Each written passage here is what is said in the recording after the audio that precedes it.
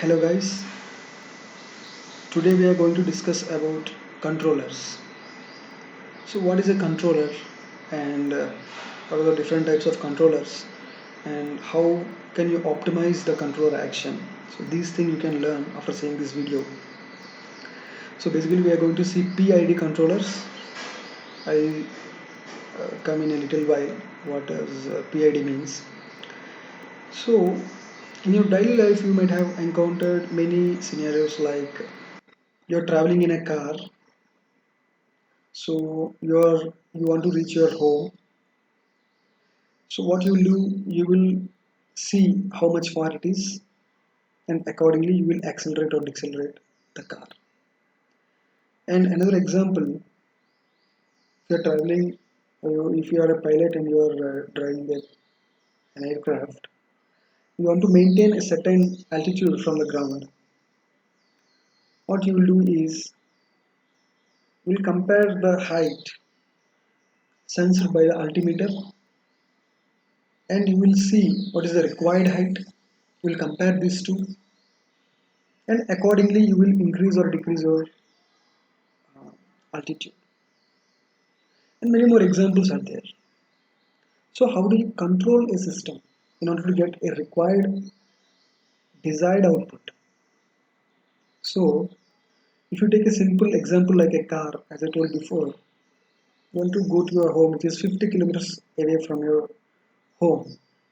So what you will do, you will take this as a reference, this 50 kilometers as a reference, and the distance traveled by you will be another input. You will compare these two.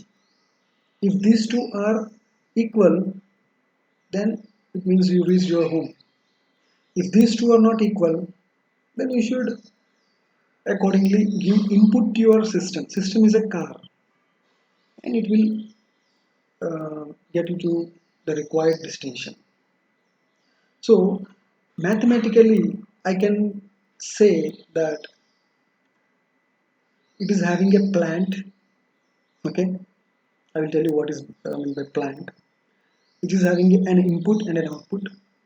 This input is given by you indirectly, okay, and you will get some output. So what you have to do in order to control this plant may be your car or aircraft, whatever. So mathematically I can call it as a plant. It's a block diagram representation. So if you are giving some input to a plant, you'll get some output. How do you know whether you got your required output or not? As I said before, you should have some reference and you should have your output. How to compare these two? If there is a difference, again you should give some input to your system. So what I will do is I will take a feedback path from the output. Since this output is in some other form, as I said before, in our car example, output is nothing but it will go in with a certain speed, but that speed I should convert into distance again. Let us suppose. So I will convert that speed into distance by using a feedback circuit, and I will compare that distance with the reference distance, which was 50 kilometers. Okay, if these two are not equal, then I'm having some error, I can say. So because of this error, again I should um, give stimulus to my plant so that I will get desired output. So this error will go to our controller. So our controller part is to handle this error. It has to minimize this error. It has to reduce this error so that we'll get desired output. So after getting the error, which is nothing but the difference between our present distance in our car example and the reference distance, which is 50 kilometers, it will compare these two and we'll get some error. That error will go to controller. Then what controller will do is accordingly it will actuate our system. The actuator is nothing but See, the controller output will get is a it's a different kind of signal. As I said before, it might be an electrical signal or a pressure signal. Okay, but our plant will understand some other physical signal. So this actuator will change that form of signal to this form. So this whole system we'll call it as a control system. So let us go back to our example. So here I can say, as you can see, this actuator, first of all, we'll go to the plant. Plant is nothing but our car wheels, I can say. Okay. So your car wheels will get input from your accelerator. Then it will move at certain speed, and that speed is fed back to feedback circuit. It will change into some, depending upon our speedometer reading, it will calculate your distance traveled, and that distance traveled is a feedback signal which will be compared with our reference signal, which is 50 kilometers, as I said before, for example. So these 50 kilometers will be compared with our present distance. Let us say we didn't start till we are stationary, so still we have to move 50 kilometers. So right now the feedback signal is 0 kilometers, so the error will be 50 kilometers, right? Simply. Now what it will do, our controller, say I simply used the proportional controller here. Proportional controller means it simply multiply the error with some value, say 0.2 here in our example.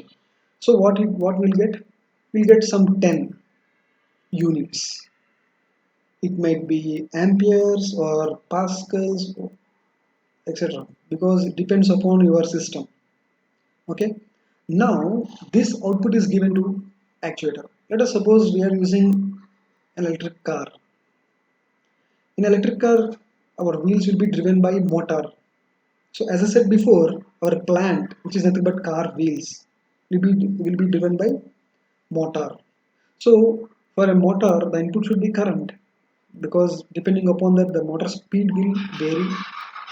The motor speed, if that speed is varying, accordingly the shaft will move and the wheels will move. So this is the actual actuator. So we are getting the output of the proportional controller to be current, because that should be the input to our actuator. So this motor will take the input from controller, which is a simple proportional controller. That means it will add some gain to our error. If your error is 50 here, it will add some gain to 0.2. It will give 10 amps. And accordingly, the motor will rotate with certain RPM. Let us say it is rotating with 350 RPM. Okay. So depending upon our tire length, tire radius, everything.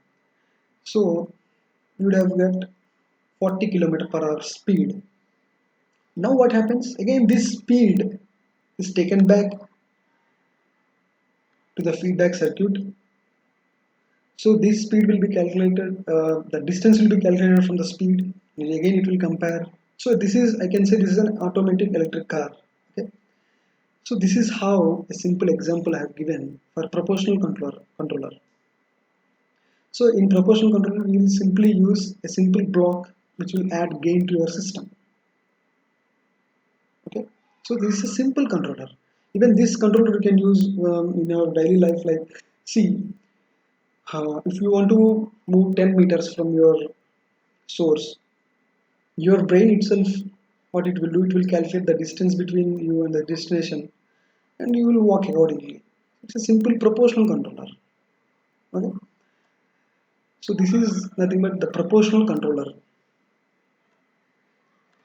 So after reaching the destination, as I said before, the feedback signal will be 0 kilometers. The feedback signal will be 50 kilometers. So the error will be 0. error will be 0 because our feedback signal is 50 kilometers, the distance traveled by you till now, and the reference is also 50, so the car will stop. So simple proportional controller will work like this. But in many other scenarios, this will not work. For example, I have taken the same thing, okay? Instead of car, I have taken a drone here, which I want to hover at 50 meters from ground level. So simply, I have taken proportional controller here. What it will do?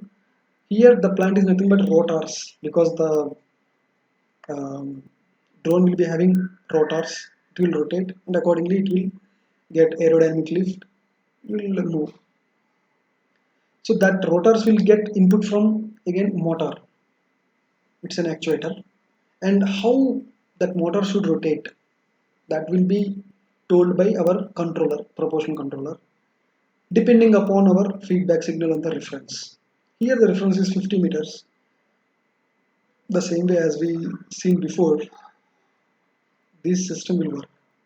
But you see, once this drone move to 50 meters height, what happens is the error becomes 0 because the reference is 50 meters, feedback is 50 meters, so you will get 0 error. Then what happens, since the error is 0 and the proportional controller simply multiply that error with some gain, as we seen before, zero point 0.2. Let us suppose here also it is zero point 0.2, but at 50 meters the error is 0 and the output of the proportional controller will be 0, right?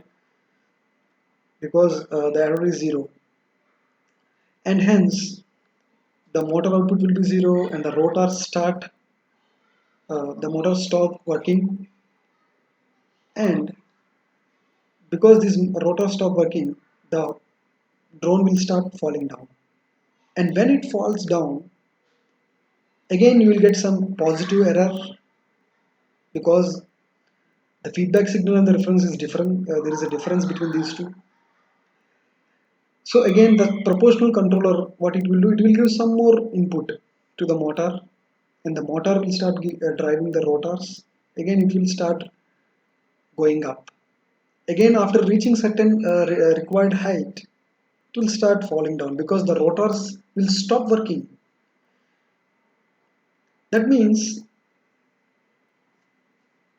the stopping down the whole system at the desired location will work only in particular scenarios like our car example, but it will not work at in this scenario. It has to hover at that 50 meter. So you should get a continuous signal where the error will be 0, but it should drive the motor, otherwise it will fall down like this, as you can see. So it will start oscillating between two special levels, which we call it as a steady state error. That means instead of stopping at a particular 50 meter, it will start oscillating between the 2 points. So because of this proportional controller, in this example, we are getting steady state error, which we don't want. So how can you get rid of this steady state error? So it is simple. Let us suppose you are having an input signal. It is having some positive value, certain duration, and after that it is going to 0 completely. It is similar to our error. Previously it will be something, okay, and after that it will go to 0. Actually it will go to 0 gradually, but I am representing with a square function here, don't mind. So I'm having a signal which is having some level up to certain time, after that it is going to 0. But if I give this input to some system, I should get an output in such a way that even after going to zero, even after the input is going to zero, I should have the previous value, because in our previous example, our drone should hover at 50 meters. Whenever it is falling down because of the proportional controller effect, it should not go down. It should maintain at that height. That means even the error is zero, it should maintain that previous value which is driving the motors. So do we have that kind of system? Yes, some system is there which can provide an output which will maintain at certain level even after our input will go to zero. That system is nothing but integrator. So integrator simply, it will add up the things and it will maintain that value. Integrator is nothing but it simply adds the values, as we know. So even though the input goes to zero, since it's an addition, some x value plus zero will be x every time. So the integrator will maintain the previous value every time. So what I will do is now I will add an integral path parallel to our proportional controller. So what it will do, even though our error becomes zero, the proportional control will not work, but that error will be taken by the integral controller, because integral is already adding up from the starting position, and it will maintain the previous value. Even though you are getting zero uh, at the output of the proportional controller, you get the previous value at the integral controller output. So that you can give to the actuator, which is the motor, and our drone will work in this manner. So this is nothing but proportional plus integral controller. Okay. So in this way we can simply get rid of steady state error. But there is a point here. What it will do is the integral controller, if you see, if you are giving an input to an integrator, in other way around, I can tell one more advantage it will provide us. If you are giving some input to the integrator, if you are giving a level input, but you are getting an output which is a change in the output. That means if you are having a very high level of input, then you will get very high change in the output. So when your error is more, then you will chase to the destination in a very fast manner because of this integrator. So this is giving edge over proportional controller. But there is a problem. Let us suppose our drone is moving from ground level to 50 meters, and let us suppose at a distance very close to 50 meters we will be having very less error, very small error. But still, because of this small error, our integrator output will be not a steady value, but it is increasing value. So it start giving more input to the motors, the integral controller. So what it will do, instead of simply going to 50-meter height, it will not go exactly 50. It will go little more than 50 meters, and it will settle down to 50 meters later sometime. So you should get rid of this problem which we are getting because of integral controller. Integral controller is simply reducing the steady state error. Still we are getting some overshoot. So this overshoot is simply because of the action provided by the integral controller. So how can we get rid of this? So let us suppose again we are having a signal, our error signal, which is reducing, as I said before. So when our drone goes from ground level to 50 meters, the error start reducing because 50 is our reference and our present distance is our input feedback signal, and the difference is the error which will reduce. Now what I want to do is, in order to reduce this overshoot because of the integral controller, I should predict much before it reaches 50 meters. That means before reaching 50 meters, I should predict how fast it is going. If it is going fastly, there is a more chance of going into overshoot region. Then what should I do? I should reduce its speed, rotor's speed. So how can I predict that?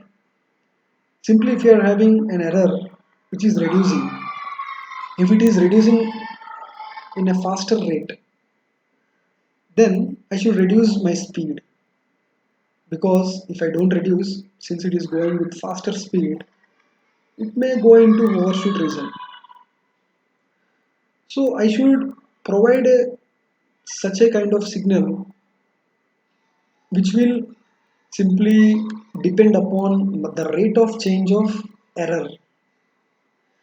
If my error is changing very fastly, it is reducing very fast, then you should reduce your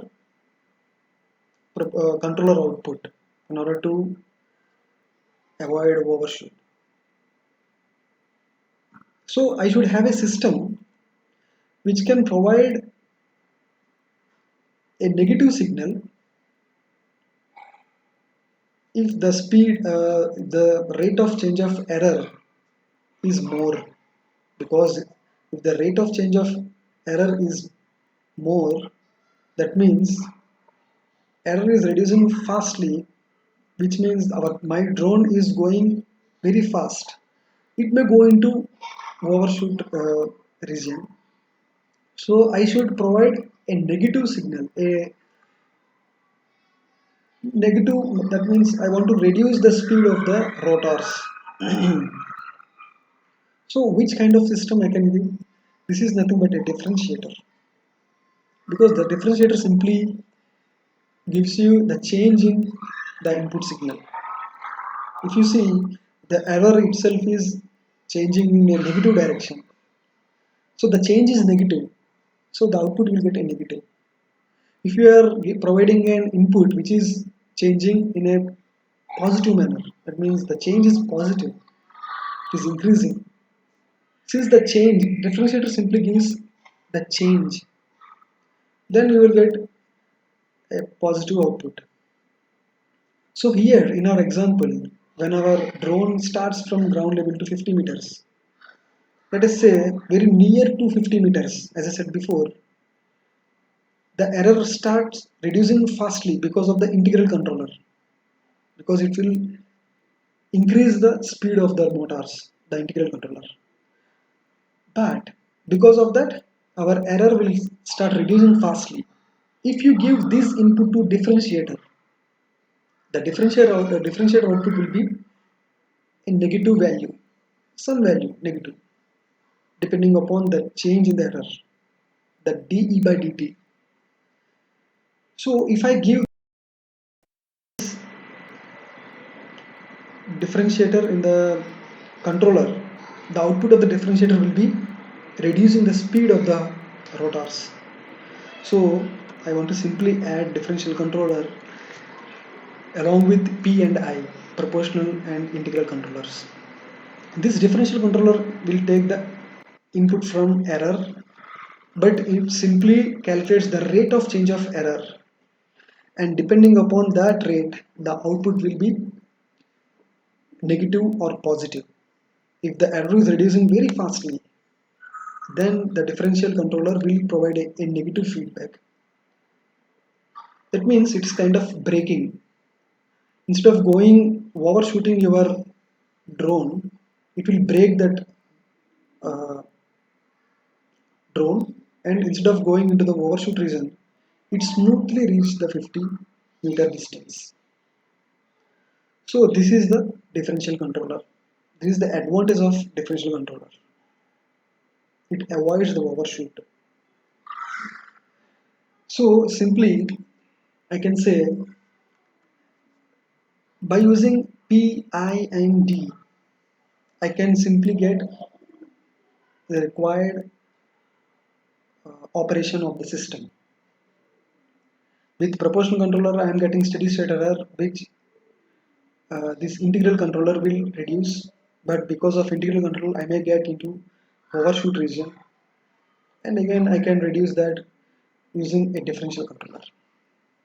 But there is a problem in differential controller. If you see, the differentiator is simply taking an input and the output is nothing but the change in input. That means if your input is changing very fast, either in positive or negative, if it is changing very fastly in positive direction, you will get very high positive value. If your input is changing very fastly in negative direction, you will get very high negative value. That means the magnitude of your output of the differentiator is dependent upon the frequency of the input. If the frequency is nothing but the change, if the frequency of the input is more, the differentiator output will be more. Okay, it may be positive or negative depending upon your input. So the differentiator is nothing but a high pass filter, I can say, because if you are giving a very high frequency signal to the differentiator, it will allow it, because the output of the differentiator is nothing but the rate of change. If the rate of change is more, the output will be more. The rate of change is less, you will get a less value. For example, you are giving a DC signal, the rate of change is 0, so you will get a 0 output. If you are giving very high frequency signal, you are getting very high value.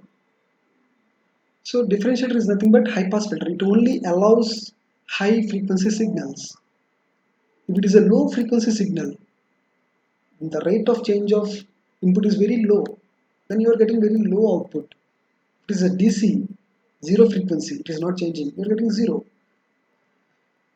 So simply if you are giving some signal, a set of signals, a set of frequencies to the differentiator, only high frequency signals you will get, remaining will not get. Because of this, there is a possibility of getting high frequency noise in the output of the differentiator. As we all know that a high frequency signal with very low amplitude will provide a similar effect like a low frequency signal with high amplitude. So we have to get rid of this high frequency noise. So how?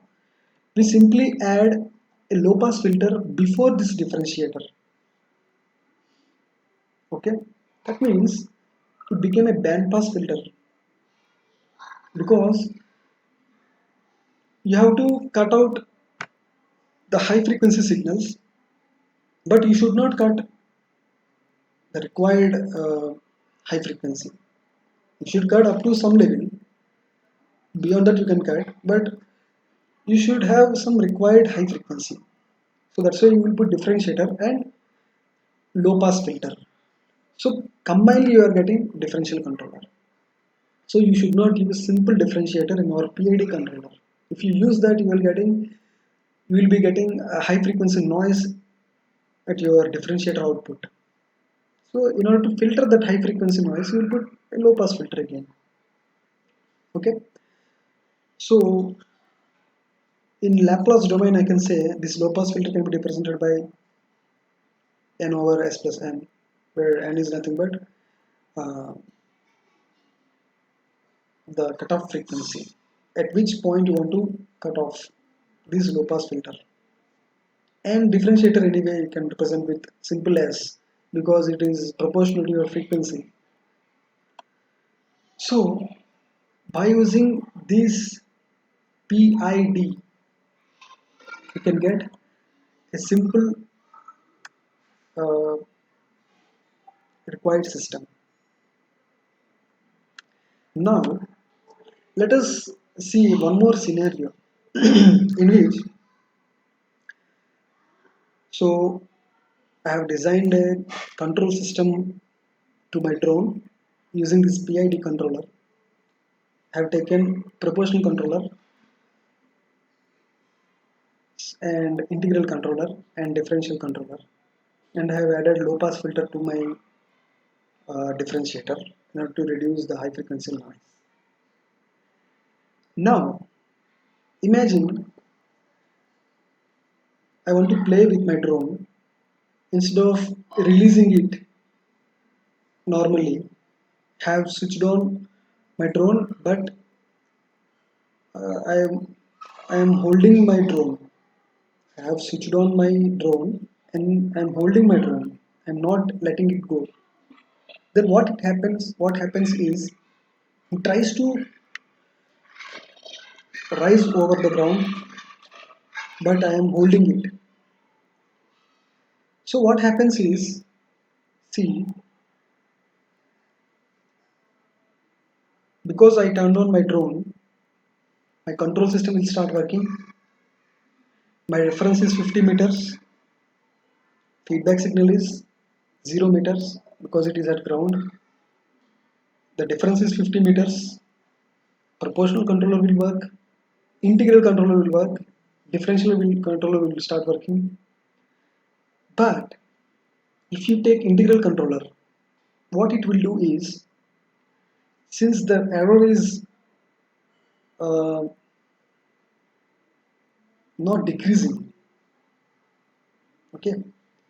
So as I said before, you are having a level in the error.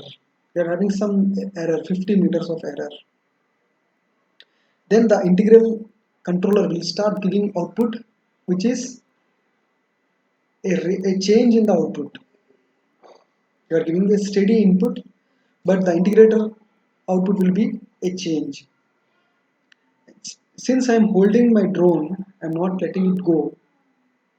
My integrator will start adding up the error, adding up, and it will start driving my motors. And since my motors will be having some level, some saturation level, for example, 20 amps, beyond that it cannot take. Even though you get 30 amps, even though you give 30 amps to my motor, it will rotate with some speed. It will not increase its speed because every item will have some saturation level. For example, it can rotate at 500 rpm at max with an input of 20 amp, 30 amp, for example, and I'm giving 35 amp.